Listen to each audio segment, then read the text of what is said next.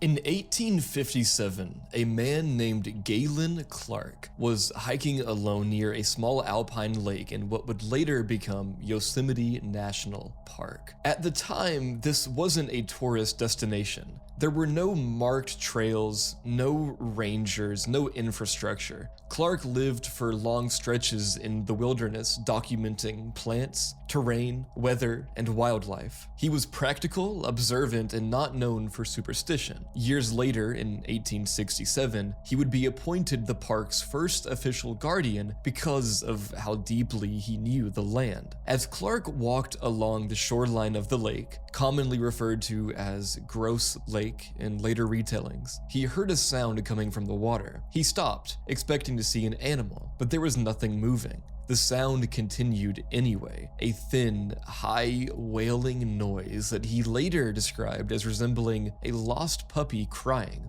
It didn't echo like wind through leaves, and it didn't move the way an animal call normally would. It seemed fixed to the lake itself. Clark didn't report seeing anything unusual in the water. No ripples, no splashing, no wildlife, just the sound.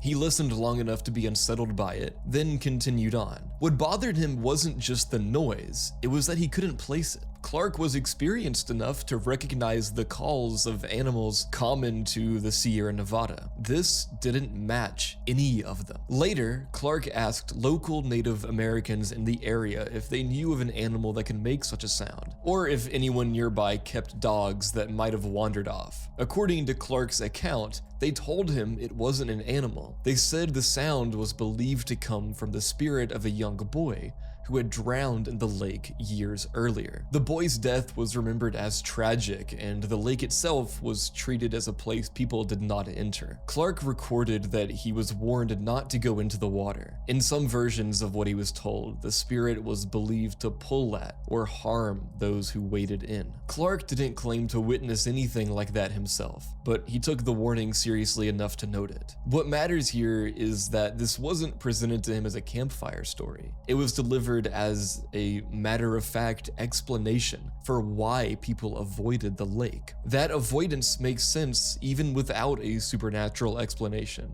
Alpine lakes in Yosemite are extremely cold year-round, often fed by snowmelt. Cold shock can incapacitate a person within seconds. The water can look calm and shallow while dropping off suddenly. Sound also behaves strangely in high elevation basins. Still water, temperature inversions, and surrounding rock can carry and distort noises in ways that feel unnatural, especially when you're alone. But Clark didn't try to rationalize the sound away in his notes. He didn't offer a theory. He simply recorded what he heard, what he was told, and where it happened. That's part of why the account still gets repeated. Clark documented hundreds of ordinary observations in Yosemite. This was one of the rare moments where he encountered something he couldn't explain and didn't attempt to smooth over. After that, Gross Lake quietly gained a reputation, not as a haunted attraction, but as a place people didn't linger. No dramatic warnings were posted, no legends were formalized. It was just one of those locations that locals treated differently, where you stayed on the trail, didn't swim, and didn't camp right on the shore. And this story survives because it sits in a pretty good middle ground. A credible observer, a specific location, a sound that didn't fit the environment, and a warning that lined up with real danger whether you believe in spirits or not. Clark didn't turn this experience into a ghost story, he left it unfinished. And in a place like Yosemite, where people still disappear, drown, or misjudge the landscape, that unfinished feeling tends to linger. Yosemite National Park is one of the most haunted national parks in America, not only from supernatural spirits, but from true stories, real stories of people going in and either not coming back or coming back a very different person. And today, I want to share some of Yosemite National Park's scariest stories and most horrifying things that go on. Let's get into this. Let's get into some more Yosemite National Park horrors. If you hang around weird internet rabbit holes long enough, you eventually run into Missing 411. That's the term used by author David Politis for a big collection of disappearances in national parks and wild areas that he thinks are too strange to be random. The basic pitch is people go missing in clusters, with odd details like sudden storms, no scent trails for dogs, bodies or clothes found in impossible spots, or no remains at all. And in his framing, the official explanations are either weak, incomplete, or suspiciously vague. A lot of his cases, though, turn out to be way less mysterious once you track down the actual newspaper articles, sheriff statements, or park reports. Some are clearly dementia, medical issues, bad terrain, or missing context that he just doesn't include. But there are a handful that still feel off, even after you strip away the hype. Nita Mayo is one of the cases that lands in that zone, one that still is unexplained. In August 2005, 64-year-old Nita Louise Mayo left Modesto in her champagne-colored 1997 Mercury Sable and drove east on Highway 108. Her destination was Donald Vista, a pull-off with a huge view over the canyon carved by the Middle Fork Stanislaus River. It's technically not inside Yosemite, but it's the same Sierra spine. Granite walls, big drops, and a whole lot of nothing if you step off the safe parts. It's right outside of Yosemite though, so it still counts. She was supposed to meet family later and never showed. That's when the alarm bells started. Searchers found her car parked at Donald Vista. The doors were unlocked. Inside were her purse, her ID, her credit cards, and her cell phone. All the stuff you'd take if you were leaving the area for real. It looked like she'd just stepped outside for a minute. One thing was missing: her camera. That detail is why this case keeps getting pulled into the 411 conversation. The most straightforward story is obvious. She parks, leaves her valuables in the car because she assumes she'll only be gone a few minutes, grabs the camera, and walks out to the overlook to take pictures. Donald Vista is not a gentle nature walk. It's a viewpoint on the edge of a very real drop. The first reasonable fear was that she got too close, slipped, and went over. So they went looking. Dog teams were brought in. Climbers went over the edge and worked the slopes below. Helicopters searched the canyon, scanning rock fields, brush, and river. If she'd fallen anywhere near that overlook, you'd expect something to show up. Clothing, a shoe, a piece of the camera, disturbed ground maybe, anything. But nothing. No body, no gear, no camera, no sign she ever went over the edge there at all. This is where the Missing 411 style of thinking kicks in for a lot of people. You've got an isolated location, a vehicle that feels frozen in time, and a person who steps out of frame and never enters it again. On this case in particular, Politis leans into that and basically says something very unusual and very dark happened to this woman, while dismissing things like abduction as too risky. But I don't know. If something criminal happened, it doesn't automatically have to be a serial killer or some elaborate conspiracy. A hit and run is one ugly but realistic possibility. She leaves the overlook to walk along the road, maybe to get a better angle or just stretch her legs. A driver clips her, and in a panic, they move the body to avoid charges. That would explain why the car looks untouched and why she isn't at the bottom of the canyon. The uncomfortable part is we don't actually know. There's no physical evidence of a fall, no proof of an abduction, no trace of her ever being dragged or attacked near the parking area. Just a car at a mountain overlook, personal stuff laid out like she'll be right back, a camera that left with her, and then a complete void.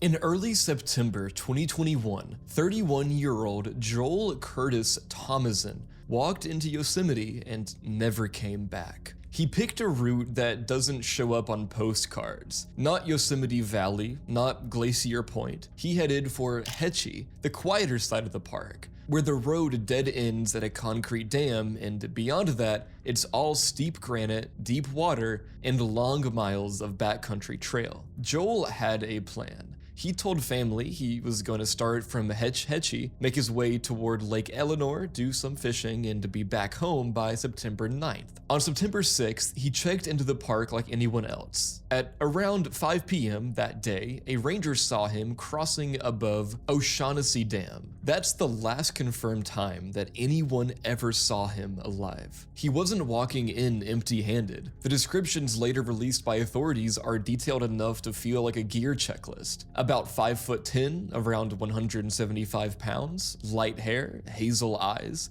wearing tan or blue zip-off hiking pants, a Garmin Tactics Delta solar GPS watch on his wrist. On his back, a large tan Kelty backpack. Strapped to it, a bright red inflatable kayak in a red pouch with a paddle to go with it. Packed inside and around that, a dark blue-green hammock, a bright green mummy sleeping bag, a yellow bear canister, a smaller red and black day pack, a metal US Army cup dated 1918, a black and yellow collapsible sink, a compact stove in a black bag, a Petzl Zipka headlamp, and fishing gear. In other words, he was geared up for exactly the kind of trip he described: hiking, camping, paddling, fishing. On the map, the route from Hetch Hetchy to Lake Eleanor doesn't look that extreme. 2 reservoirs, forest ridges in between. In person, that country is very different. The cliffs around Hetch Hetchy drop straight into deep water. The trails carve along steep slopes. A lot of the terrain is brushy, rocky, and hard to move through once you step off the established path.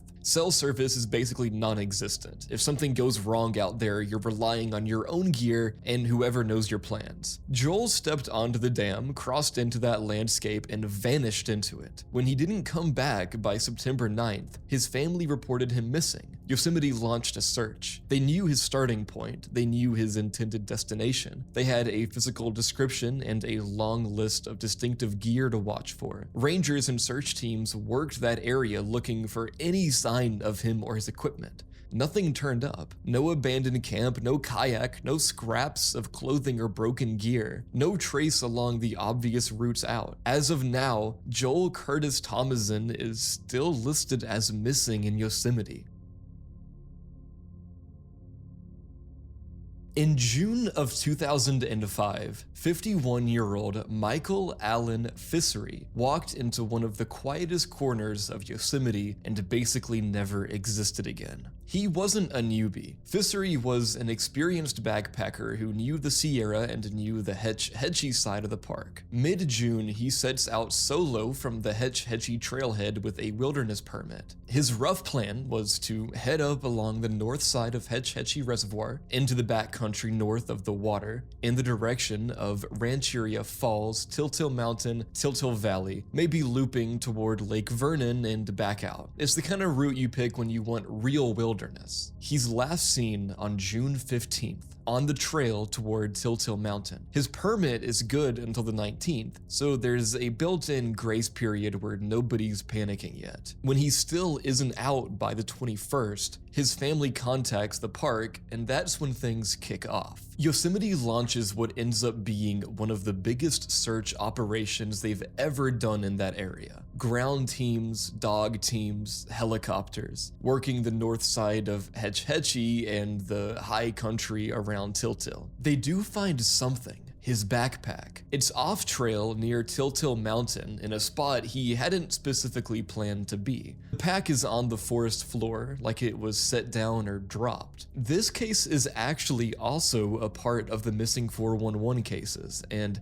the weird detail from the missing 411 side is what's not there. His camera, his water bottle, and his topo map are missing from the bag. Whatever happened to him, he clearly left with the essentials you'd grab if you were going to scout or step away for a bit. From there, nothing. No clothing, no bones, no boot, no scraps of gear, no camera, no map, no water bottle. Dogs can't pick up a useful trail from the pack, which could just be time working against them. By the time they get to the exact spot, the bag might have been sitting there for days. There was also snow in that area around the time he went missing, which is enough to erase tracks and hide a body in broken granite and underbrush. Once scavengers and weather get involved, an entire person can disappear, shockingly fast. What's left is this really nasty kind of silence. You've got a fit, experienced backpacker in a mapped, permitted area in a park that threw a ton of resources at finding him, and the only physical trace is one backpack lying in the dirt.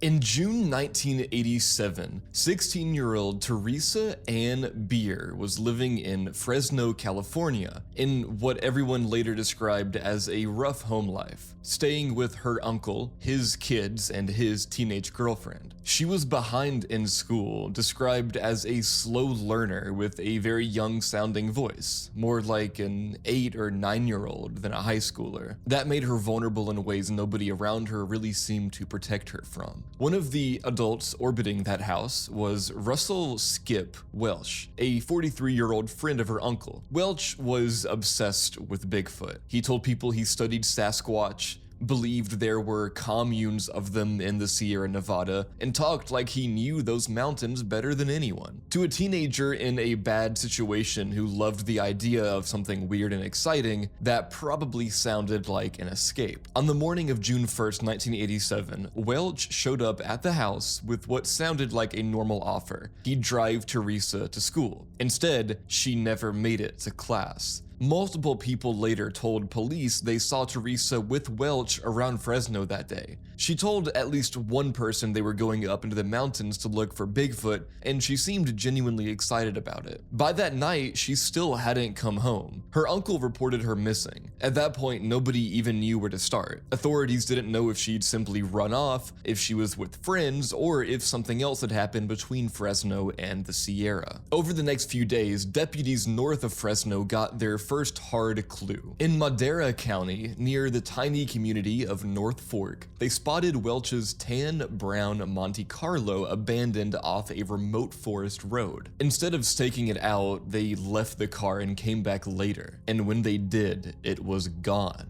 That mistake cost them their best early chance to grab him and maybe find Teresa. 10 days later, after Teresa disappeared, police finally tracked Welch down at his mother's house in Fresno. That's when he unloaded the story that would turn the case from a typical teen missing investigation into something that sounds unreal. He said Bigfoot took her. Welch told detectives that he and Teresa had driven up into the high country near Shut-Eye Park, a granite summit in the Sierra National Forest, just barely south of Yosemite's boundary. That area is classic Sierra Nevada backcountry. High elevation, around 8,000 feet, and everything else we've already been talking about this video, like big slabs of granite, patches of forest, etc. According to Welch, he and Teresa set up a camp near Shut-Eye. He claimed they saw Sasquatches in the area, that there was some kind of tribe of Bigfoot moving around them, and that at some point Teresa was taken by these creatures where he was powerless to do anything. In another version he gave, he said they argued, became separated, and then she vanished into the night. Either way, the main story never changed. If you believed Welch, a monster carried her off. Investigators obviously didn't buy that, but they still needed facts, not just how ridiculous his story sounded. Welch agreed to lead them back to the exact campsite he said he'd shared with Teresa near Shut-Eye Park. When they got there, they actually found proof she had been in that spot. Searchers recovered Teresa's purse and several pieces of her clothing at the campsite, items confirmed to have belonged to her. There was no sign of her physically, no body, no obvious blood or struggle that they could see, but it killed any idea that she'd never gone to the mountains in the first place. She had been there. She had been alone with a 43-year-old man who was obsessed with Bigfoot, and now she was gone. From there, the search turned into a full-scale ground operation. Rangers, deputies, and search and rescue volunteers combed the Shut-Eye Peak area on foot. They brought in bloodhounds, they searched ravines, drainages, rock fields, and the dense forest around the peak, looking for any trace, clothing, bones, jewelry, anything. Nothing turned up. Not a shoe, not a scrap of fabric beyond what they'd already found at the campsite. Meanwhile, the legal side moved fast. Fresno authorities charged Welch with child abduction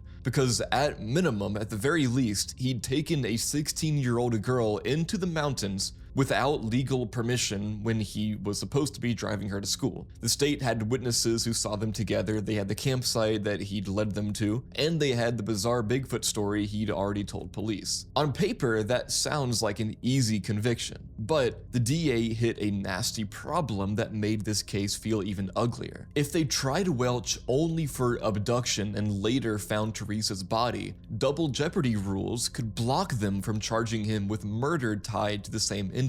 Prosecutors were convinced he knew more than he was saying. Detectives openly told reporters they believed Welch was responsible, but they couldn't prove what he'd actually done, where she was, or if she was dead. So they made a choice that still pisses people off decades later. They dropped the abduction case to keep the door open for a future homicide charge if Teresa was ever found. But no body ever turned up. No physical evidence beyond what was at that camp. No confession. Russell Skip Welch walked out of the legal system and lived the rest of his life a free man. He reportedly died in the late 1990s. Teresa has never been found and is still listed as a missing person with the state of California. That's the part that makes this feel like a horror story and not just a cold case. You've got a vulnerable 16-year-old girl in an abusive home latching on to the idea of an adventure in the mountains with an older man who talks about monsters in the woods. You've got the geography, that shut-eye peak high country just outside Yosemite, all white granite and dark timber and steep drop-offs where screams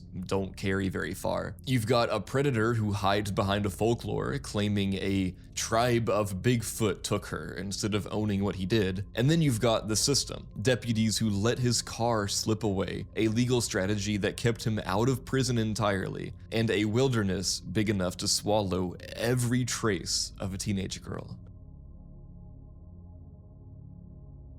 In April 2005, 86-year-old Doug Pierce left behind one of the eeriest calling cards in the whole Yosemite region, a burned-out truck on a remote mountain road and no trace of the man who'd been driving it. Doug lived in Modesto and was the kind of older guy who stayed active and involved in his community. He volunteered regularly at local schools, Woodland Elementary and Mariposa Middle School, and that's actually how people realized something was wrong. He was last seen in Modesto on April 21st, 2005. He was scheduled to volunteer the following day. He never showed up to either school. A few days after that, searchers found his pickup, a 1990s Ford Ranger, stuck in the mud and burned up on a rough mountain track, Chaya Mountain Road above Ponderosa Basin, near Summit Camp in Mariposa County. It's the kind of place you end up when you're wandering in the foothills below Yosemite, forested, steep in spots, quiet enough that you can park there for days without anyone noticing. The scene was disturbing, but according to the limited write-ups that exist, it didn't scream crime scene. Investigators said it appeared the truck had caught fire accidentally, maybe from the engine, maybe something electrical, while Doug was trying to get it unstuck. There was no body in or near the vehicle, no obvious sign of a struggle, just mud, scorch marks, and emptiness. From there, the working theory was brutally simple. Once the truck was no longer drivable, Doug tried to walk out of the mountains on foot, got disoriented in the maze of logging roads and ridges, and never made it back to civilization. It's pretty sad. He was 86 years old in steep country with thin air, predators, and no cell service. If he'd collapsed in dense brush or tumbled into a ravine, scavengers in time could easily erase most evidence before anyone ever got close. 1 minute, you're an older man in a familiar truck, heading toward the edge of park country. The next, all anyone ever sees again is a Ford Ranger burned out in the mud, on a nameless bend of mountain road, and a missing persons file with almost nothing in it. When it comes to Yosemite Park, people love to talk about portals, missing 411 clusters, gateways in the granite. But in the late 90s, one of the worst things that ever happened around Yosemite had nothing to do with the wilderness being mysterious. It was a guy with a room key. That guy was Cary Stayner.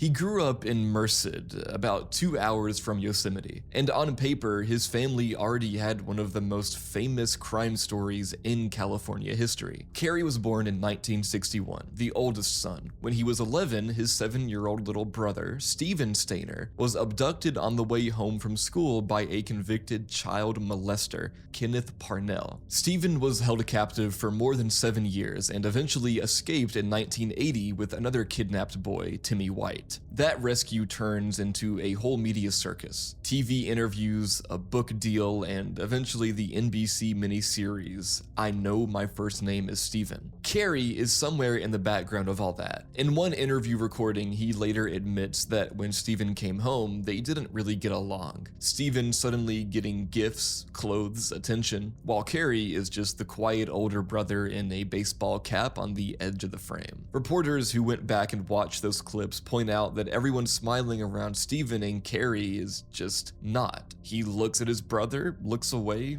walks off. A decade later, the family gets hit again. In 1989, Stephen dies in a motorcycle accident at 24. In 1990, the brother's uncle, Jesse Jerry Stainer, is murdered, shot with his own shotgun in what's officially described as a burglary. Carey is the one who finds the body. By the mid-90s, people around Carey are starting to notice that he's not okay. A childhood friend remembers him talking about wanting to drive a truck through his workplace and kill everyone inside, then burn the place down. The friend tells him to get help. Instead, Carey drifts. He gets picked up on a minor drug charge in 1997, spends a few days in county, gets released. At some point after that, he lands a job as a handyman at the Cedar Lodge, a roadside motel in El Portal, right at the western gateway to Yosemite National Park. That's the setting. One of the most famous national parks in the world, a mid-range family motel on the access road, and a quiet, slightly awkward maintenance guy who knows every room layout, every spare key, every blind spot in the building.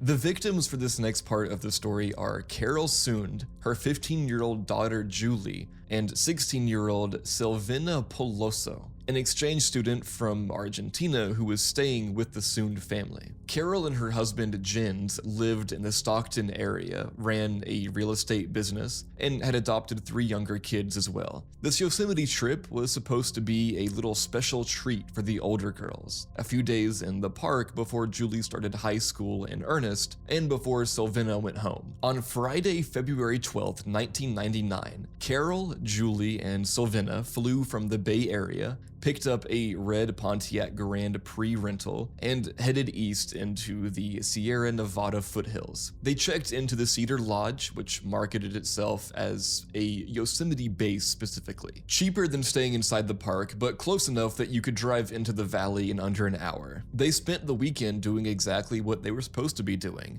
On Monday the 15th, they hiked an established trail in Yosemite, came back to the motel, ate at the Cedar Lodge restaurant, and literally even rented a VHS copy of Jerry Maguire from the front desk to watch in their room. And that was the last confirmed sighting of them alive. What they were supposed to do was pretty simple. After Yosemite, they'd head back to San Francisco, meet up with Jens, and then continue on with the trip. But Jens is waiting in the city on February 16th, and they just never show up. No phone call, no checkout, no returned rental car. He calls police. The rental company confirms nobody extended the contract, and suddenly what was supposed to be a safe, over-planned mom trip is a missing persons case in one of the roughest landscapes in California. At first, investigators do the obvious thing. They assume some kind of accident. Yosemite is cliffs, rivers, ice, switchbacks. Rangers and deputies start searching the usual routes, the turnouts, the drop-offs. Cedar Lodge staff tell officers the room doesn't look like a crime scene. No overturned furniture, no obvious blood, no signs of a fight. Behind the scenes, though, the scale of the response ramps up fast. You've got local sheriff offices, the California Highway Patrol, and then FBI comes in and builds a task force. They do ground searches, ski teams, helicopters, door-to-door interviews with lodge employees and long-term locals. Still nothing. FBI agent Nick Rossi tells the press they haven't found enough to say if this is a tragic hiking accident or a criminal act. 4 days after the women disappear, February 19th, a random passerby finds Carol Soon's wallet lying intact on the side of the highway in Modesto, hours away from Yosemite. That one detail blows up the lost in the park theory. If the wallet is sitting on the shoulder of a Central Valley road, someone drove it out of the mountains and tossed it, which means someone is moving around with their belongings and making choices. Meanwhile, Cedar Lodge becomes the center of the universe. Cops start working down a list. Every guest, every cleaner, every restaurant worker, every handyman. They interview Cary Stayner along with everyone else. At that point, he's just the skinny maintenance guy who unclogs toilets and fixes heaters. He doesn't ping anyone's radar, and he has no serious criminal record to trip the background checks. The task force is leaning toward a theory that the danger is outside the park. Somebody who grabbed them on the road, not a guy with a master key. Almost 5 weeks go by without an answer. Then, on March 18th to 19th, 1999, and it's both because you'll see both dates in coverage depending on when it hit print, searchers in Tuolumne County find a burned out red Pontiac Grand Prix down a rough spur road in the woods near Long Barn off Highway 108. It's the Soons' rental car. The car has been driven off the main road, down a trashy logging spur locals use to dump old appliances and junk. The trunk is welded shut with fire damage. When they pry it open, there are 2 bodies inside, burned beyond recognition. Dental records, though, later confirm they're Carol Soon and Sylvana Peloso. Both had been killed before the fire, reporting at the time that they were likely strangled or had their throats cut, then put in the trunk and the car was set ablaze. But Julie is nowhere. Now it's officially a murder investigation. The media moves from missing Yosemite tourists to Yosemite murders. Families who already feel sick now know exactly what they're dealing with. And for the people who live in those little mountain towns and work in the park, this is nightmare fuel. Someone used their backyard as a dumping ground, knew the back roads well enough to hide a car for a month, and then vanished again. Investigators start saying the obvious. Whoever did this is probably local or intimately familiar with the terrain. That burned out car is not somewhere a random tourist from the flatlands is going to find by accident. They also start playing with the idea that it might have been more than one person. The level of control required to take 3 people in a public tourist setting, move them, kill them, and get the car to that spot starts to sound like a crew, not a lone offender. And locals echo that. They tell reporters that they can't imagine one person pulling this off. But what nobody's looking at seriously yet is the guy quietly fixing faucets back at the Cedar Lodge. Just when the task force thinks they've seen the worst of it, there's one more twist. On March 25th, 1999, authorities receive an envelope with an anonymous hand-drawn map. The map marks a spot near Lake Don Pedro, south of where the car was found. Scribbled on it is a line that reads, "We had fun with this one." Searchers follow the directions and find another body partially hidden among the brush off a logging road. 15-year-old Julie Soon. She's been killed separately from the others. Evidence later shows she was sexually assaulted and strangled, her body dumped in a different location. Whoever sent that map clearly wanted credit but also wanted to stay invisible. It's taunting, specific, and weirdly confident. The line, "We had fun with this one," pushes everybody further toward the idea of a group of offenders. The reward money gets bumped.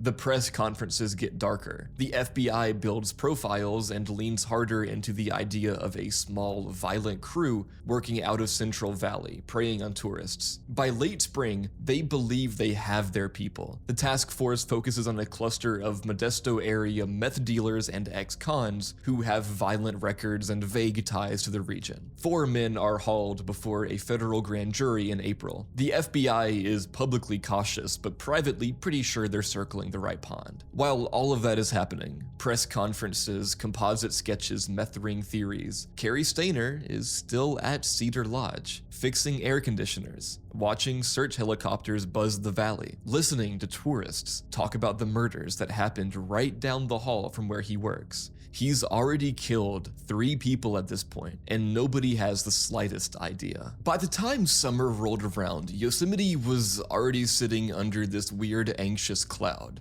3 women had vanished from a motel right outside the park and then turned up murdered, and everyone had been told, "Don't worry, we've got the guys." Joey Ruth Armstrong was the opposite of what you picture when you hear serial killer victim. She wasn't a tourist who'd wandered into danger, she lived there. She was 26, a naturalist and environmental educator who taught kids about wildflowers and bear safety. The kind of person who actually loved the park and planned her life around it. That July, she was staying alone in a little cabin in Foresta, a tiny community tucked inside the park boundary. On July 21st, 1999, she was packing to leave for a backpacking trip to meet friends. When she didn't show up, the people waiting for her got worried fast. They called around, couldn't reach her, and eventually someone went to the cabin to check. What they walked into didn't look like a missed alarm or someone who just left early. The yard and porch showed signs of a struggle. Her car and gear were still there. Rangers joined in and started combing the area. Not far from the cabin, near a wooded stream about half a mile away, searchers found her body. A few feet away in the water, they found her severed head. It was brutal, personal, and so out of step with the lost hiker stories everyone usually associates with Yosemite that there is no way to pretend this was just another wilderness accident. Somebody had hunted her. The one thing investigators did have was a car. Neighbors had seen a blue International Scout parked awkwardly near Joey's cabin around the time she disappeared. Rangers recognized it. It belonged to one of the familiar faces who drifted around the area. You'll never guess, a quiet Cedar Lodge handyman named Cary Stainer. When they ran it down, they realized he'd already been on their radar after the earlier hotel murders, but he'd been dismissed back then as the helpful maintenance guy who opened rooms for agents and looked normal enough.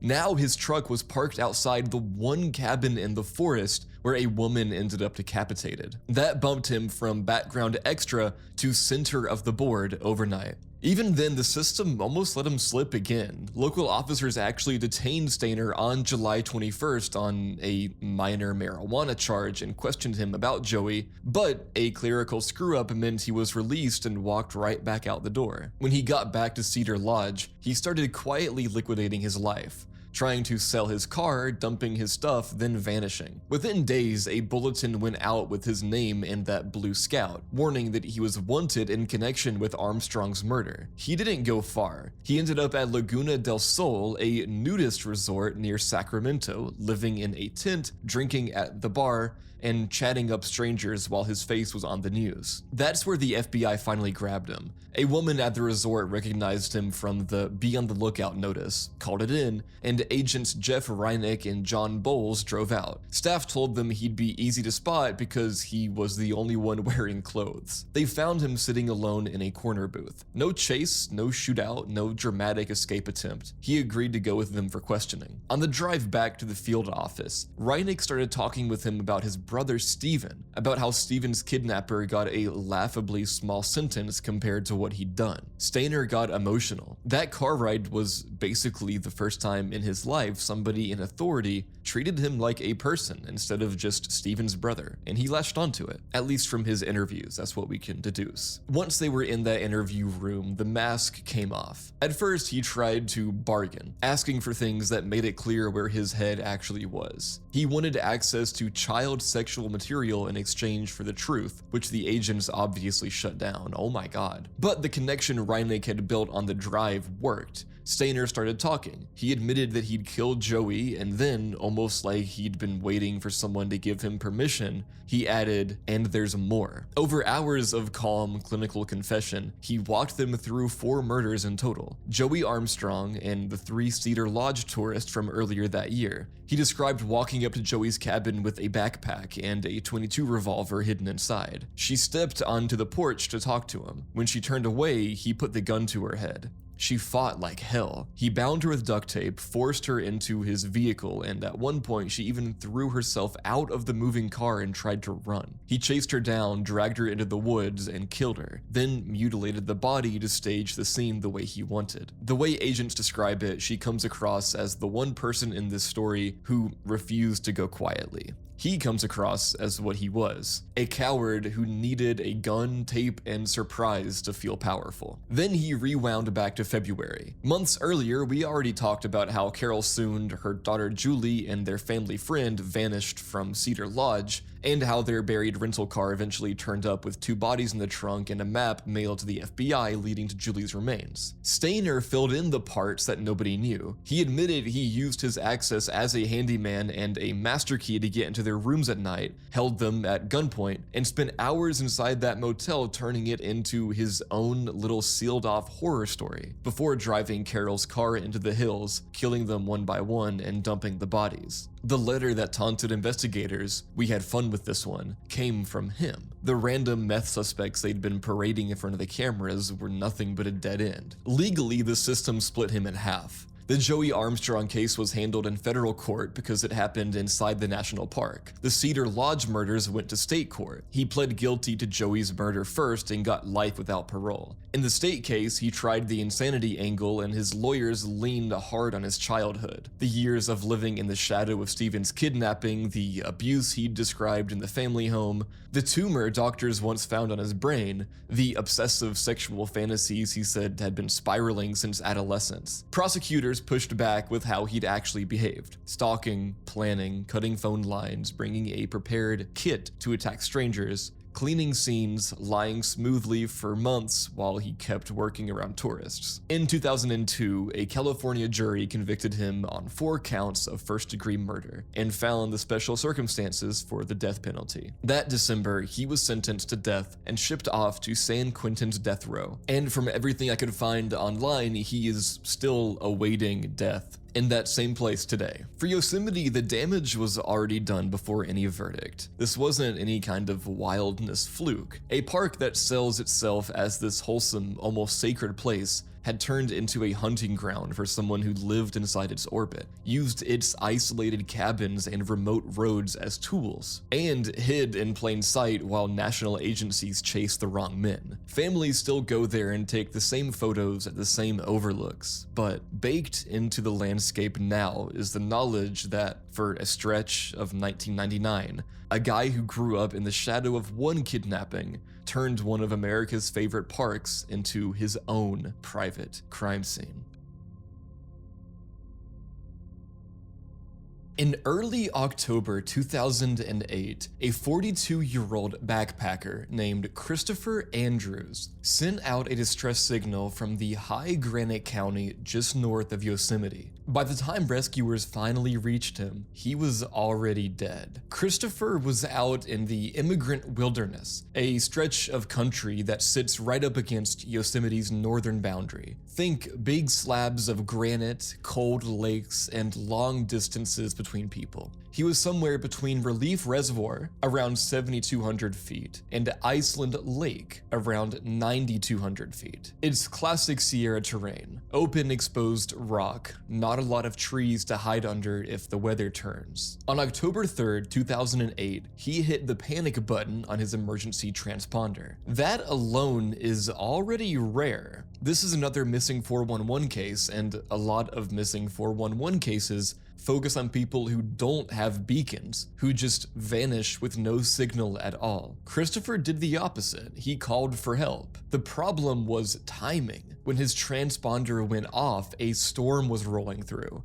High winds and bad conditions made it too dangerous for helicopters to get into that steep granite basin. Ground teams started pushing toward the coordinates, but in that kind of rock country, even only a few miles away can mean hours of brutal scrambling. When the weather finally broke and a helicopter was able to fly the area, searchers spotted something that looked like the outline of a body trapped in a granite crevice on a steep slope. When they got close enough to confirm, it was Christopher. A sheriff's deputy later said he may have taken a slip. No talk of a monster, no talk of impossible distances, just the kind of fall that happens when you mix wet rock, high angle terrain, and bad weather. This is where the missing 411 411 treatment kicks in. The embellished version tries to make it sound like he climbed some random granite spire in a storm for no reason, fell off the top, and landed in that crevice. The actual reporting doesn't say that though. It just says what was visible: steep granite, a crevice, a body, and a man who clearly had enough time after the initial accident to activate his transponder. Realistically, the most likely chain of events is ugly but straightforward. First, he slips on slick granite or misjudges his footing. Then he falls or slides into a narrow chute or crack he can't easily climb out of. Then, injured and possibly hypothermic, he realizes he's in serious trouble. And then finally, he turns on his beacon and waits for help that can't reach him fast enough because of the storm. And the horror here isn't that it's unexplainable. It's that even when you do everything right, an experienced backpacker in a known area carrying an emergency beacon, you can still meet your end in a spot where granite, weather, and timing make rescue impossible.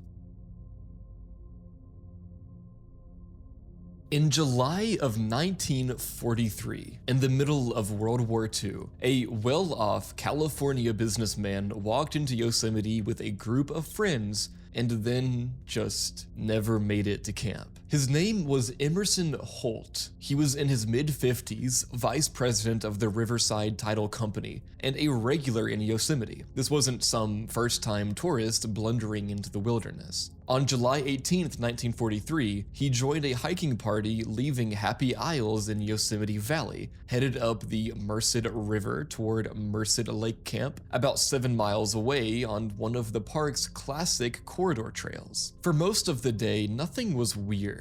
The group followed the main route up the canyon. This is not some obscure off-trail scramble. It's a well-traveled path along the river. Near the end of the hike, when they were almost to Merced Lake, Holt reportedly started having pain in his legs and decided to stop and rest. He told his friends to go on ahead and said he'd catch up once he felt better. They left him sitting beside the trail in fairly tame terrain and kept going toward camp. He never arrived. When an hour passed with no sign of him, the group got worried fast. They backtracked down the trail to where they'd left him resting. No Emerson, no sweater, no pack, no obvious fall site, just empty trail. At that point, they reported him missing and park staff launched a search right away. What makes this one stick out, even to rangers at the time, is where he vanished. The spot between the Merced River and the surrounding canyon walls is a narrow corridor. You've got the river, shallow and slow in that section, and then steep granite slopes on either side,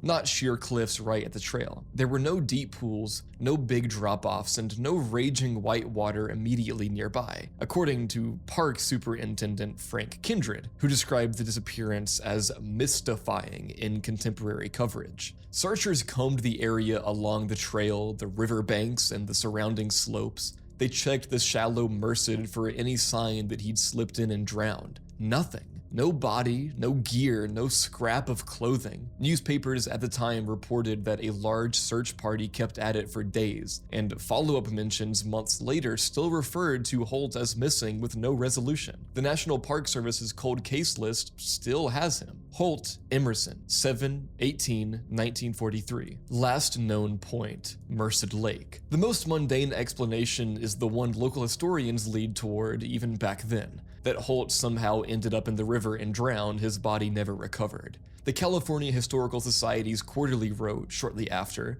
that he disappeared late in July while on a walking trip from Yosemite Valley to Merced Lake, and that it was supposed he'd been drowned in the river, though they admitted his body had never been found. But even if that's what happened, the details are awkward. He was last seen in an area where the water was shallow and not especially fast. He was already complaining about leg pain, which makes him less likely to suddenly strike off up steep rock or bushwhack into crazy terrain. And this wasn't some remote trackless corner of the park, it was a major route with a lot of foot traffic even in the 1940s. You'd expect something, a hat, a sweater, a body downstream. if he'd simply slipped and been carried off. Because of that combination, experienced hiker, friends nearby, easy terrain, massive search, and absolutely no trace, Holt's case is one of the older stories people point to when they talk about the Yosemite cluster in the whole missing 411 conversation. Disappearances in and around the park that feel just a little too clean, a little too empty for the usual got lost and succumbed to the elements explanation. Officially, Emerson Holt is still missing, presumed dead. Unofficially, he's one of those ghosts that hangs over Yosemite's hiking culture. A man who sat down less than a mile from camp, told his friends he'd see them in a bit, and then never set foot on a trail again.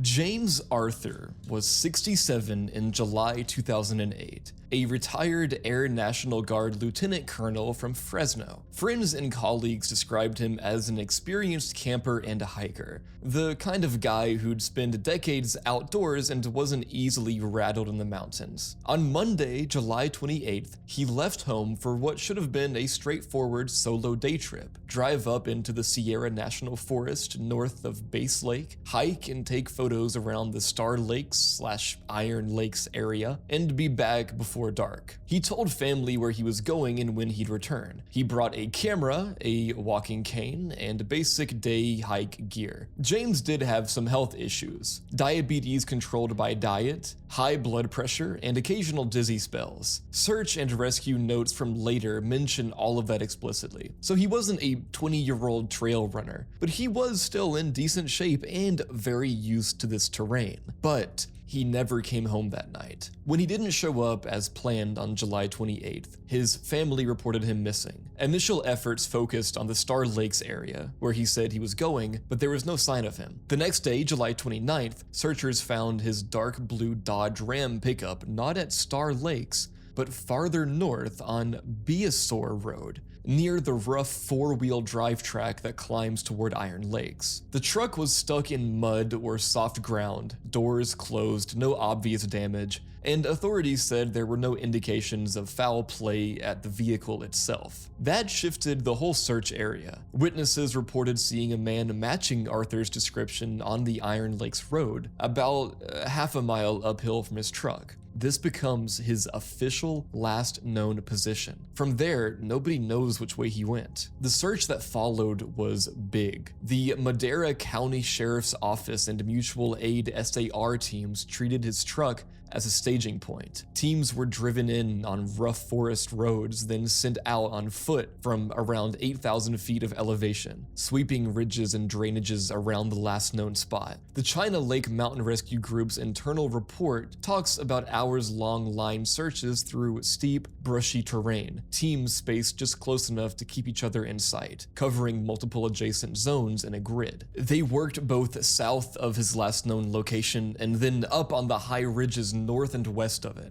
To the north, the terrain drops off in a series of 150 to 200 foot cliffs, exactly the kind of country where a single misstep can send you somewhere no one on a normal trail will ever see. Those cliff bands became part of the search boundary. Over several days, additional teams arrived. More SAR units, dog teams, and a full command post with Forest Service and state resources. One assignment had a 7-person line combing down an entire drainage from near the vehicle, about 1,200 vertical feet, then back up the opposite side. Again, nothing but old boot prints from other searchers. Dogs worked multiple sectors around the truck and drainages. There were no verified cane marks, no camera, no clothing, no body. The only clue anyone ever mentions is that his camera was missing from his truck, which suggests he did leave the vehicle and head out on foot, probably intending to shoot photos. But there's no evidence of where he went after that half-mile stretch of four-wheel drive road. And this is where the missing 411 crowd comes in. Cases like James Arthur, experienced outdoorsman, clear destination, found vehicle, zero physical trace despite a major search, are exactly the kind of thing that they flag as cluster material. His disappearance is often grouped with other strange vanishings in the broader Yosemite High Sierra region, even though this spot is technically in Sierra National Forest rather than inside Yosemite's official boundary. If you zoom out and strip away the paranormal theories, there are some mundane explanations on the table. His known health issues mean a sudden medical event, dizzy spell, heart problem, blood sugar crash, is very plausible. In this terrain, if that happens near cliffs, talus, or dense underbrush, it doesn't take much to end up in a chute, crack, or deadfall where even helicopters and line searches won't ever see you. The area around Iron Lakes is a maze of granite slabs, tree wells, and steep drainages. Scavenging animals in a long Sierra winter can erase a lot of evidence. But the hard fact is, nobody has ever found his camera, his body, or any of his equipment. The search area was roughly 16 square miles of rugged country, combed repeatedly by professionals and volunteers, and it produced nothing tied to him. In August of 1963, 4-year-old Donald Griffin was camping with his family at Huntington Lake in the Sierra National Forest, up around 7,000 feet in the same kind of high Sierra terrain that surrounds Yosemite. It's early morning, his parents are getting breakfast ready, and Donald does what a lot of little kids do when they get curious. He wanders off. His mom later tells reporters that he left the campground before breakfast to go look for a coyote he thought he heard barking. It wasn't a coyote at all, just a German shepherd somewhere nearby. But that gives you a pretty good snapshot of where his head was at. 4 years old, following an animal sound with zero sense of how quickly you can get yourself lost in the mountains. When his parents realize he's missing and a quick search around camp doesn't turn him up, they call for help. The response is big for the time. Around 200 people show up to help look for him. You've got deputies, Forest Service personnel, volunteers, people on foot combing the slopes and trails around Huntington Lake. The terrain there is nasty in the way that looks scenic from a distance but horrible up close. Like, I keep repeating this, but pockets of trees and boulders where you could be 10 yards away from someone and never see them. It's so hard to find people. On top of that, the lake sits high enough that nights are cold even in August. As the search drags into multiple days, temperatures are dropping into the low 30s at night. For an adult with gear, that's uncomfortable. For a 4-year-old with whatever he left camp in, that's lethal. For days, they find nothing. No clear trail, no clothing, no body, just empty terrain and a clock that is obviously running out. Then, on about the 4th day, a search team near Potter Pass finally hits the one clue that leads them to him. Potter Pass is a high saddle above Huntington Lake, so it's not just somewhere else, it's significantly uphill, around 10,000 feet. Searchers spot tiny bare footprints leading along the route toward the pass, and when they follow those tracks, they eventually find Donald's body lying face up over a large fallen pine. He's roughly 5 miles from where he started and a couple thousand feet higher in elevation. The coroner's conclusion, although being pretty simple and brutal, was just that after days of wandering, cold nights and no food and no water, he basically laid down, went to sleep, and never woke up. Exposure, exhaustion, and hunger all stacked on top of a little kid's body that just couldn't keep going. A couple of details are what people latch onto when they talk about how unsettling this one is. First, searchers had already been through that general area in earlier sweeps. Some of them openly said they'd walked that trail on previous days and hadn't seen him there. At the same time, they admitted the terrain was so steep, brushy, and broken up that you could easily pass right by a small child tucked against a log or hidden by rocks and branches. Second, there's the why uphill problem. From an adult survival mindset, you'd expect someone lost and cold to stay low, look for shelter, water, or human activity. But in a lot of child lost cases, especially with very young kids, they do the opposite. They head higher, trying to get a better view, or they just keep following whatever path their brain latches onto with no concept of distance or weather. And I guess that lines up with what we see here. A 4-year-old chasing a sound, then just continuing to move through the landscape until his body gives out. In July of 1957, 2-year-old David Allen Scott vanished from what should have been one of the safest places in the world for a toddler, a crowded family campground. His family had taken him and his older siblings to Annette's Mono Village on the western shore of Twin Lakes, in the High Sierra east of Yosemite. It's a little resort valley hemmed in on 3 sides by brutal, steep granite slopes that shoot up from about 7,200 feet to 9,000 to 10,000 feet, with the lake closing off the 4th side. At some point on July 13th, David was playing with a small group of kids near the campsite when he just wasn't there anymore. In that tiny window where nobody had eyes directly on him, he slipped out of sight into terrain where, realistically, there were only a few places he could go, and somehow managed to choose the worst one. The response, again here, was huge for the time. Over the next couple of days, more than 250 people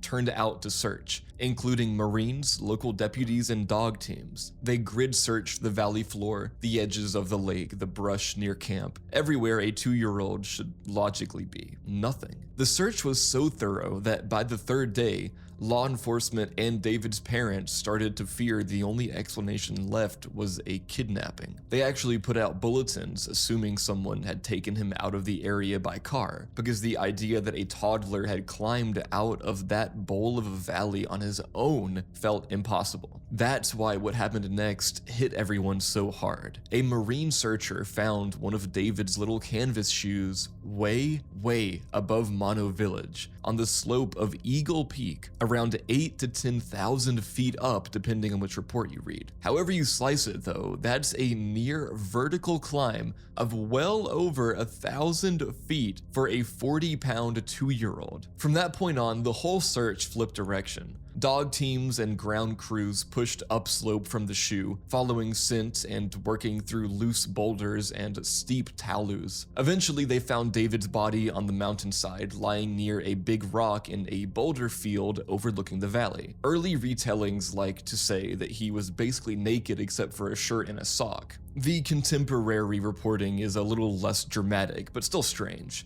He was almost fully clothed, just missing his pants and that one shoe, with the shoe reportedly not far from where he was lying. His pants were never recovered, which is probably as simple as brown fabric and brown rock and dirt, but it adds to the uneasy feeling that nothing about this scene lines up correctly. The coroner ruled his death exposure, a combination of cold, exhaustion, and probably dehydration. And that makes sense when you remember that this wasn't the valley floor with mild summer weather. I mean, that's what people were talking about in the first days of the search. But up around 9,000 to 10,000 feet in the Sierra, even in July, nights can drop close to freezing, and a tiny kid who's been climbing until he physically can't anymore is not going to last long. The weirdest detail, and the one that still sticks with people, is how far he got and how he looked when they found him. In one local paper, searchers said his skin was almost black from sun exposure after just a few days on the open rock. On top of that, no one can really explain why he went up like that. This is one of those early high country cases that people fold into the wider missing 411 Yosemite cluster because it hits so many of the same beats we see later. A very young child vanishing in seconds near water, an enormous search that turns up nothing in the obvious zones, and then a body suddenly found way above where anyone thinks they should be. It didn't technically happen inside Yosemite's park boundary, but it is in the same Sierra Nevada corridor, and it's one of the cases that set the tone for how unsettling these mountains can be when a simple day of camping goes sideways.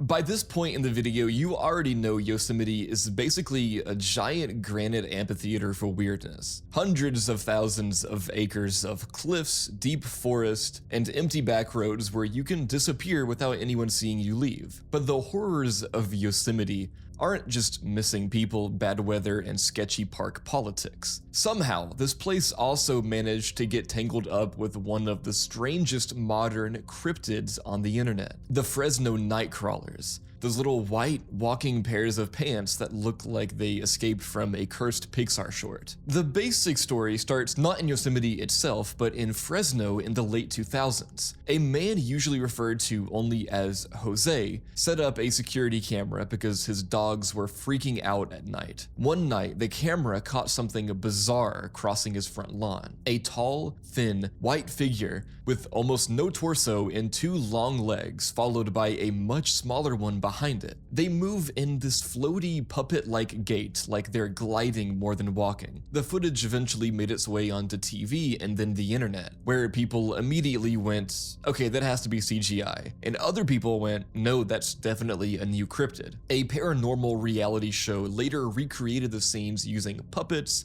and a child in a costume and basically concluded they couldn't prove it was a hoax, but they also couldn't prove it was real. Where Yosemite really gets pulled into this is the second sighting. A few years after the original Fresno tape, another piece of security footage surfaced from a place called Yosemite Lakes Park, a residential community in the Sierra foothills, north of Fresno and not far from the broader Yosemite region. In that video, you see what look like two similar white walking legs moving across a hillside at night. The quality is bad, the angle is weird, and if you want to believe, it's enough to convince you the night crawlers aren't just a one-off glitch in a single VHS tape. Even though Yosemite Lakes Park isn't inside the official national park boundary, the name Yosemite, the piney hills, and the timing of both clips were enough for the internet to file this thing mentally under things that haunt Yosemite, and I guess me included because I put it in this video. From there, the lore went insane. People started claiming the night crawlers were connected to ancient Native American legends from the region, peaceful, spindly creatures that protect the land, guardians with the long legs so they can walk through marshes, that sort of thing. It sounds cool, and it fits into the vibe people want Yosemite to have. Ancient spirits stalking the fog at tree line while campers go missing down there. The problem is, when folklorists went looking for any actual pre-existing native stories that matched the Fresno nightcrawler specifically, they came up empty. There's no documented Miwok or other local tradition that clearly lines up with tiny walking white pants, which means the ancient legend angle is almost certainly a modern invention layered on after the videos went viral. Skeptically, there are a bunch of obvious explanations. The first Fresno video looks a lot like a marionette or a simple costume rig. A person covered in dark cloth with white, long fabric legs filmed on a low-resolution camera where shadows and depth are hard to read. The Yosemite Lakes Park clip could be the exact same idea scaled up. Thin people or kids walking in baggy white pants, maybe on some kind of stilts or poles, shot at night from far away. Video compression, bad lighting, and the way interlaced video handles movement can all make something ordinary look uncanny. That's why every serious breakdown of the footage ends up saying some version of, "It's probably hoaxable, there's nothing in the physics that screams impossible, and we don't have any extra evidence beyond two short, low-quality clips."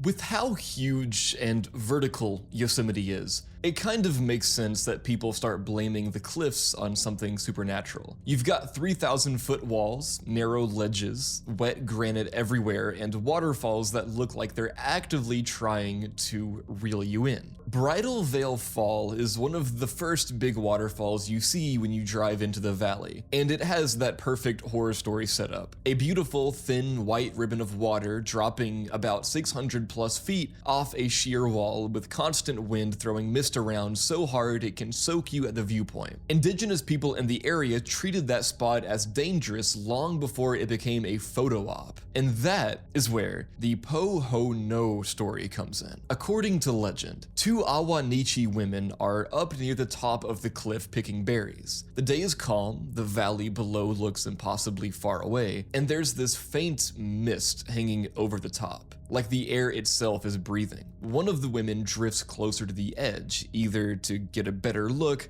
or reach a cluster of berries that's just out of reach. As she steps into the mist, the wind suddenly snaps awake. It doesn't build gradually, it hits all at once. There's a shriek of air, a blast from the void under the cliff, and she's gone. blown or pulled straight off the edge into the rocks and churning water below. When the survivors make it back to camp, the chief doesn't blame bad footing or accident. He blames Pohono, an evil spirit in the wind that lures people too close to the drop and then takes them. From that point on, he forbids his people from walking near the brink, especially when the mist is blowing. That specific two women picking berries setup is one of several story variants that grew around a deeper belief that a spirit lived in the wind and mist by that waterfall, and it was not friendly. In older sources, you see the name written as Pohono or Pohono, and it shows up as both the name of a haunted lake and as the spirit of the puffing or evil wind that blows down a creek and over the falls. The idea is the same either way though. It's a force that can change in a second, slam into you sideways, and push you exactly where you really shouldn't be standing. In some Miwok or Awanichi traditions, people were warned not to linger at the edge and not to stare directly into the fall, because that's when the spirit notices you and something bad happens. Later retellings add that inhaling the mist from a safe distance could bring luck in love or a successful marriage, but looking straight into the waterfall could curse you. So the mist is both tempting and dangerous, which lines up perfectly with the common thread with a lot of legends, like the hypnotic rainbow angle. It's pretty, it pulls you closer, and that's how you get killed. And the evil wind part isn't just dramatic language either.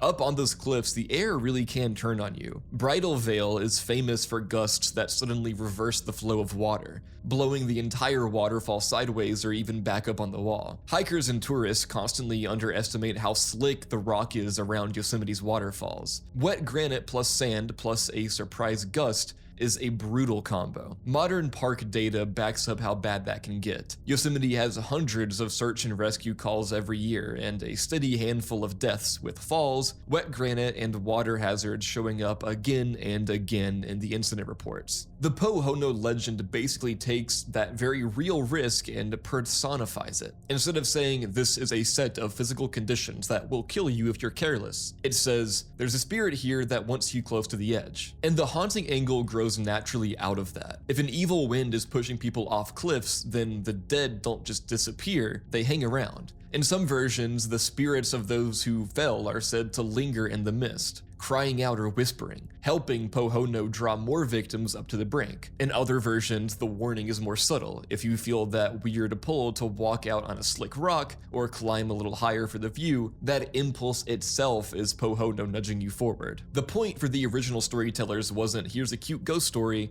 it was supposed to be a safety protocol wrapped in myth. Don't wander too close, don't disrespect the place, and don't assume you can outsmart the mountain. If you ignore that, the fall doesn't look like an accident anymore. It looks like the spirit finally got you.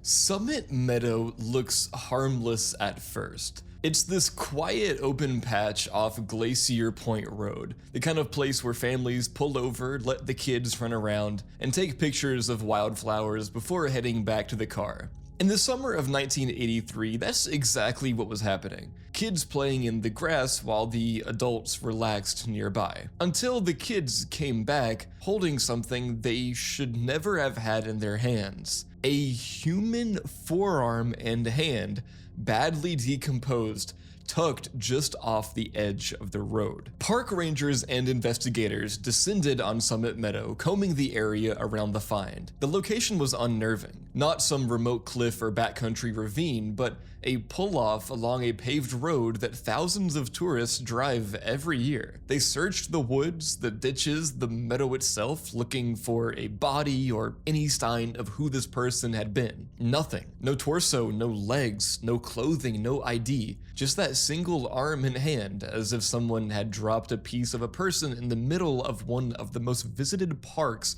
in the country and then just vanished. For years, the case sat in that limbo, an unidentified victim cataloged as a Jane Doe from Summit Meadow. Then, in 1988, hikers in roughly the same area stumbled on more remains. A skull and additional bones, far enough deteriorated that investigators couldn't even be sure how long they'd been out there. but close enough in age and condition that they were eventually believed to belong to the same person as the severed arm. Again, the location was right off a road, not deep in some hidden canyon. Yosemite is huge wilderness, but whoever left her there didn't bother to go very far from the pavement. Because there was no name, the investigation focused on how she might have died and who might have put her there. At one point, authorities looked seriously at Henry Lee Lucas, the drifter who confessed to hundreds of murders across the United States. Lucas claimed that he and an accomplice had picked up a woman hitchhiking in California in the early 1980s, killed her, and dumped her remains in a national park. Some of the details, time frame, rough location, body left in pieces, lined up uncomfortably well with the Summit Meadow discovery, and his confession was treated as a real lead for a while. But Lucas was notorious for false confessions, and investigators never found enough solid evidence tying him to the Yosemite remains. The case stayed technically open, but practically cold. Decades went by. The arm, the hand, and the skull sat in evidence, officially belonging to Summit Meadow Jane Doe. It wasn't until the 2010s, when genetic genealogy started changing how cold cases are handled, that anything actually really moved. Investigators extracted DNA, built a profile, and began matching it against open-source genealogical databases. Finally, in 2022, after building out a family tree and contacting relatives, the victim was finally given a name: Patricia Patty Hicks, also known in some records as Patricia Lorraine Hicks or Patricia Hicks Dahlstrom, a woman who had vanished from her life years earlier with no clear explanation of where she'd gone. Putting a name to the bones helped, but it didn't actually close the case. If anything, it made things weirder. Once investigators knew who Patricia was, they could start mapping her life, where she lived, who she spent time with, what kinds of groups she was involved in. That's when they started running into rumors and leads that pointed in two very different, but equally dark, directions. One set of leads suggested she may have crossed paths with a convicted serial killer who moved through California during the same era, someone who died in prison roughly 2 decades before her remains were identified, making it nearly impossible to question him or chase fresh corroboration. Another trail hinted at connections to a fringe religious group or cult-like community whose leader was known for preying on women, but by the time her name was finally known, witnesses had scattered, memories had faded, and nothing could be proven. So you end up with this really unsettling picture. A once anonymous woman, now identified, whose arm and hand were left in a meadow off a family road in Yosemite, a skull discovered years later in the same area, a tangle of possible suspects that includes a notorious false confessing serial killer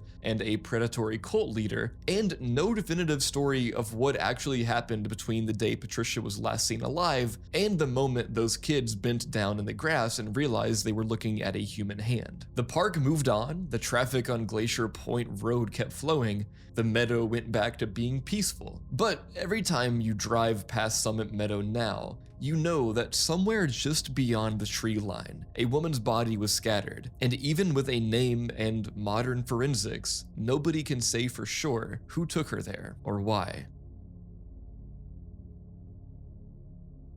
Yosemite by Travis Scott isn't a nature song in the literal sense. Nobody's hiking Half Dome or camping under the stars here. Instead, Yosemite is used as a symbol, not a setting. At its core, the song is about extreme abundance and ease. Money, luxury, motion, and status flowing so smoothly that it feels weightless. Gunna's chorus is repetitive on purpose. Jet, ice, checks, designer brands, rinse and repeat. There's no struggle narrative, no tension, just calm flexing. That calm is important. Yosemite National Park is famous for being massive, quiet, and overwhelming without being chaotic. It represents something untouchable and above everyday noise, which mirrors how Travis and Gunna frame their lives here. When Travis talks about hopping off jets, arriving early, being covered with angels, and feeling chosen, it lines up with the idea of standing somewhere elevated, physically and socially. Yosemite is literally high ground. Cliffs, peaks, open space. In rap terms, that translates to being far removed from normal life. They're not rushing, they're not stressing, and they're not scrambling. Even time bends around them, like in the quote, "Said I'd be there in 10, but I got there in 4. That's power expressed quietly. The luxury imagery also parallels nature in a subtle way. Their jewelry, quote, shines like the sun. Their status feels permanent, monumental. And Yosemite is one of those places that feels ancient and immovable. By naming the song after it, they're framing their success as something similarly grand and enduring. Not flashy in a loud way, but imposing just by existing. The laid-back tempo matters too. This isn't a hype anthem, it drifts. That drifting, floaty feeling matches the mental image of looking out over a huge valley or flying above mountains. You're rich enough that life slows down. That's why the song feels more like cruising than celebrating. And also Nav's inclusion on the song really adds to more of that background scenery, floaty, spacious feel. Okay guys, I know this doesn't really fit in the actual video that well, but if I'm doing a video about Yosemite and my favorite rap artist has a song called that, I gotta include it at least a little bit. And yeah, I indulged a little bit with how I wrote that script. But I mean, I couldn't just change the tone completely. Anyway, let's get into some more actual mysteries and horrors of Yosemite. But shout out Trav, shout out Gunna. Actually, I don't know, with all the YSL stuff going on. And shout out Nav for sure. But let's move on. I was digging around for weird Yosemite stories, and I ended up on this little National Park Service blog post from 2023 called Yosemite, the Weird and the Wonderful. It's written by an archives intern, and they mention being told to clean out an old filing cabinet in the Yosemite Museum. Just boring admin stuff, budgets, daily reports, letters. Then they hit a folder labeled the Yosemite Mummy. Inside is a newspaper clipping of an average-sized guy standing next to a mummified woman who's almost 7 feet tall with a small bundled child beside her. The caption called them the Martindale mummies, supposedly discovered in 1855 in a sealed cave somewhere in Yosemite Valley. The clipping claims this giant mother and child pair was found by miners, and that the woman's body was close to 7 feet tall. The blog points out that the Awanichi, the indigenous people whose homeland includes Yosemite Valley, had a legend about giant enemies who once roamed their land. So the obvious question is this giantess supposed to be one of those enemies, or were those miners just screwing with people? The intern basically admits that we don't know. The clipping is just there. No mummy in storage, no catalog record that says, oh yeah, this is where we stuck the 7-foot corpse. Just a random 19th century newspaper photo in a folder with no clean provenance. Once you zoom out, it fits a pattern you see all over 1800s America. Newspapers loved hoaxes about giant skeletons and petrified men because they sold papers. Think the Cardiff Giant or the Calaveras skull. Both fake, ancient remains conveniently found by miners in the middle of gold country hype. California in the 1850s is the same ecosystem. Gold rush chaos, bored miners, and a public obsessed with biblical giants and lost races. Add in real Awanichi stories about dangerous, larger-than-life enemies in the mountains, and you've got the perfect recipe for someone to pose with a staged giant mummy and send the photo to a paper. What makes the Yosemite mummy story creepy isn't that we've secretly got a 7-foot corpse locked in a vault somewhere. There's zero evidence of that. But it is just the kind of, you know, the mental image that the article leaves you with, like lost media almost. A sealed cave high on granite walls, a dried out woman and child tucked away in the dark, and a group of miners praying it open a few years after the US violently pushed the Awanichi out of their valley. Either there really was a body that's been lost to time, or there never was one and the whole thing is just a tall tale built on top of a culture that had already been displaced. Out in the low, dry foothills east of Fresno, on the roads people take toward Yosemite, there's this other legend that sits in the back of locals' minds: the Watts Valley wolf ape. It's not a park brochure monster, it's more like something you hear about at 1 a.m. from someone who's lived out there their whole life and says, yeah, my uncle saw it once. The basic description is always the same. Long gray mangy hair, an ape or baboon-like face with flat, human-style eyes, and these freaky human-looking hands and feet. People say it moves on all fours like a sick dog, constantly coughing and foaming at the mouth. like it's diseased or poisoned but somehow never dies. Older stories call it the devil ape or devil fang. More recent ones tie it to a specific place, and that's how it picked up the name Watts Valley wolf ape. The history people tell about it stretches all the way back to the first migrations over the Bering Strait. In that version, the creature followed early native groups down into what's now California, living alongside them long enough to show up in old rock art, a hunched, hairy thing with an ape face and those weirdly human hands. That part is folklore, not archaeology. These aren't verified petroglyphs anyone can point to with a museum label, but it's how locals frame it. They say this thing has supposedly been here as long as people have. And then you get the famous witness story, Ansel Adams. One retelling has him camping near Yosemite when a pack of these things came nosing around his tent at night. He supposedly stayed huddled inside, according to legend, listening to something big and quadrupedal circle the canvas, coughing and snorting in the dark until it finally wandered off. There's no paper trail for that in his official biographies, but it's become part of the regional mythology. The idea that the guy who sold America on Yosemite's beauty also had a private encounter with the ugly side of the Sierra. The older valley stories are even more chaotic. There's the one about a one-room schoolhouse somewhere in the southern Central Valley, where a single wolf ape allegedly crashed through the door in the middle of class. The kids shoved their desks into a barricade and scrambled up into the rafters while the teacher locked himself in a closet. The creature didn't go for them, it went for their lunches. It tore desks apart just to get at the food, scarfed everything down, and then left like it had just raided a trash can. Another tale says a preacher in the 1950s shot one, declared it a pet of Satan, and hung the corpse on the church wall until the smell got so bad that he sold it to a traveling circus. He used the money to go start a ministry in San Francisco and was murdered shortly after arriving. His body so mutilated it took months to identify.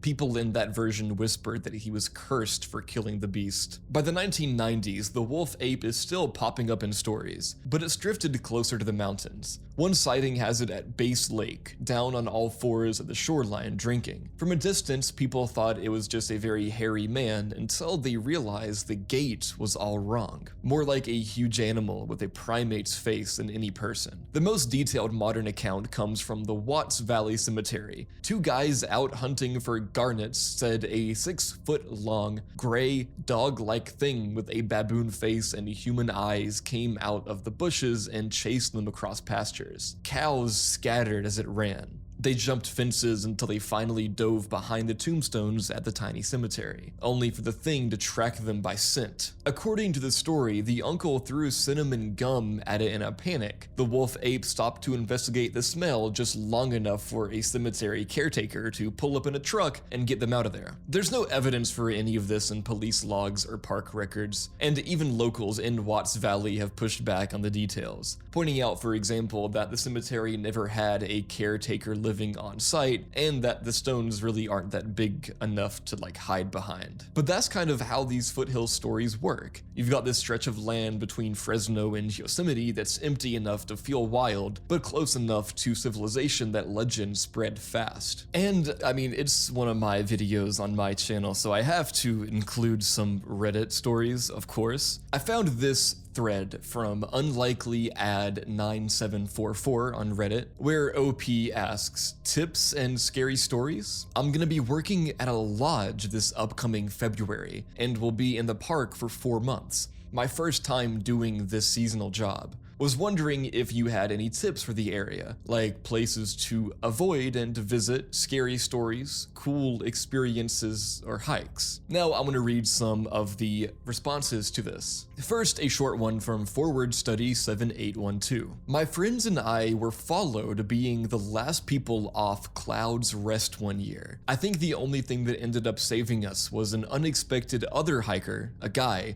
came down the trail when we were 45 minutes in the dark and spook the two creepy guys. My friend never hikes without her gun on federal land anymore. That's scary, like actual creepy men chasing you. I feel bad for women, dude, and weak men like me sometimes, and most people, you know? God, bro, creepy men ruin it for all of us. Anyway, the next one is coming from Classic Chef 4789. I recently started working for a carpentry business. I'm fresh out of high school, so I'm pretty much brand new to this type of work. One early morning, my boss had called me and told me to make my way over to one of the job sites we were at. Once I got there, he directed me on what to do, and he was on his way. I was the only one at this specific house due to us being understaffed, 6 of us. Once he left, I took off my shoes and walked down to the steps when I heard what sounded like panting in the basement. I figured the family just had a pet somewhere down there, so I continued walking down the stairs. I got into the room that was unfinished and had all our equipment and began cleaning buckets for mud when I heard a bark, but not just an ordinary bark. It sounded like a grown man imitating a bark, so I instantly assumed it was my boss who forgot something and was trying to scare me. I dropped my stuff and walked to the door and yelled his name to see if he was there. No reply. I was kinda getting a little creeped out, so I decided to leave the room I was in to make my way upstairs. But before I could, I heard that barking noise again coming from somewhere down in the basement. I went and checked one of the rooms down there, and when I saw the source of the noise, I got so scared. The way the eyes looked made me feel so uneasy. It was so uncanny the way the dog looked. It was a very large dog. Almost like a grown man was hiding inside of a dog's skin. My eyes started watering up and I had chills everywhere. My blood still runs cold just thinking about it. These next few come from another post in r/Yosemite from 22 Nightmare titled "People Who Saw Strange Things in Yosemite, What Happened and What Was That?" First, I'm gonna read from a deleted user. We were on our 3rd or 4th day backpacking through Tulum. Both of us bathed in a river and decided we should have some fun time. We hiked probably 15 miles that day and did not see anyone. No one. Weird for Yosemite. When my now wife and I started engaging in our love ritual, almost immediately an old Asian man appeared literally out of nowhere. He did not have a backpack, just walking, chilling, and smiling. While we are both atheists, we continue to say that that had to be God randomly appearing. That's crazy, and I would be so scared and shocked. Next one comes from the Barroom Hero. My first trip, we were hiking up to the mist trail with the crowd in the morning. Someone started taking pictures of something on the hill on the left side of the path, not the side with the view, so naturally everyone passing stopped and started looking. Just above the path was a baby bear, just vibing, walking around. Super cute. It eventually started walking back up the hill, and that's when the weird thing happened. 2 boys, probably around 10 to 11 years old, just started walking up the hill after the bear, off the path into the damn bush. No parent yelling after them, no one with them. Not even a parent standing around that spot on the path, frantically asking if anyone saw where their kids went. No idea what became of this, but hopefully the mama bear took them in as one of their own and now they live as bears. Best possible outcome. I hope those kids are safe.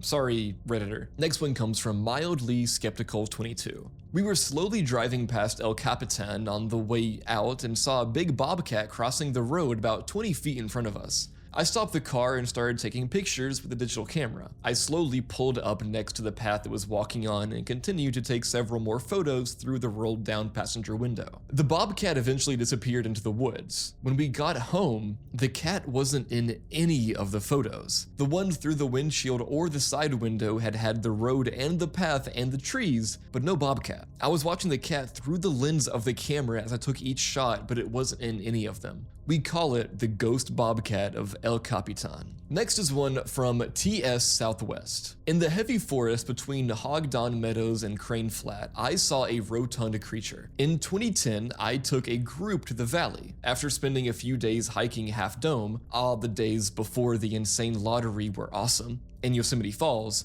we went back to our camp at Hog Don Meadows. We fell asleep pretty. The final day, we decided to explore the dark nearby forest. After a few moments of hiking, we started to hear a strange noise, a mix between growling and talking, only to then see a large, hairy white, portly thing rise up on 2 feet, shout, and stumble into the forest. It was very odd. We found out later a 55-year-old Serbian tourist got blackout drunk the night before, and the creature was actually just a hungover naked man named Alexander. Credit/source if used, please. So, you're welcome.